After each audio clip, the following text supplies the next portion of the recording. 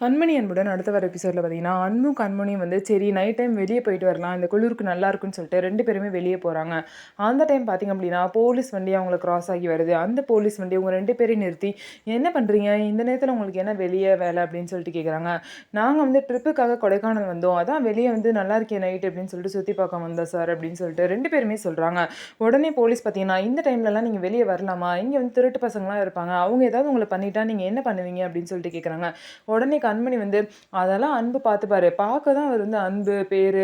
ஆனா, அவர் வந்து எப்படி அடிப்பாரு, எப்படியெல்லாம் வந்து எல்லாத்தையும் போட்டு தும்சம் பண்ணிருவாரு தெரியுமா? வேற ஒரு இடத்துல இப்படிதான் ஒருத்தவங்க வந்து எங்கள வம்பிழுக்க வரும்போது அவங்கள புடிச்சு அடி அடின்னு அடிச்சுட்டாருன்னு சொல்லிட்டு அன்ப பத்தி அவ்வளோ பெருமையா கண்மணி சொல்லுவாங்க. சரி, சரி உங்க புருஷன் போலீஸ்ல இருக்க வேண்டிய ஆளு தான் அப்படின்னு சொல்லிட்டு போலீஸே சொல்லுவாங்க. அதுக்கப்புறம் பார்த்தீங்கன்னா, உங்க 2 பேரையும் நான் போய் ரூம்ல ட்ராப் பண்ணிட்டான்னு போலீஸ் கேட்பாங்க. இல்ல நாங்க அப்படியே வாக்கிங் போயிட்டு நானே ரூமுக்கு போய்க்கிறோம் சார் அப்படின்னு சொல்லவும், சரி அப்படின்னு சொல்லிட்டு போலீஸும் அங்கேருந்து கிளம்பிருவாங்க. இவங்க 2 பேரையும் பார்த்தீங்க அப்படின்னா, ரூம்ல வந்து தேடுவாங்க வெண்ணிலா.